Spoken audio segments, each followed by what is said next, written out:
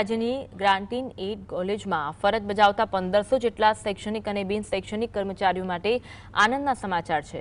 ગુજરાત રાજ્યના શિક્ષણ વિભાગે આ અંગેનો સત્તાવાર રીતે જાહેરાત કરી છે, જેના પગલે બિન સરકારી અનુદાનિત કોલેજમાં અધ્યાપકોની ખાલી જગ્યા તેમજ સરકારના વર્ગ 3 અને વર્ગ 4ના તમામ સંવર્ગો પરથી જગ્યાઓ પર સીધી ભરતીથી નિમણૂક પામેલા પુરુષ કર્મચારીઓને પિતૃત્વની રજાનો લાભ શરતોનો ઉમેરો કરવામાં આવ્યો।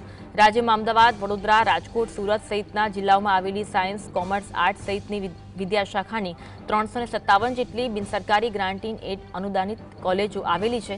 આ કોલેજોમાં 1160 જેટલા ફિક્સ પગાર આધારિત અધ્યાપકો તેમજ 105 જેટલા બિન શૈક્ષણિક કર્મચારીઓ કાર્યરત છે।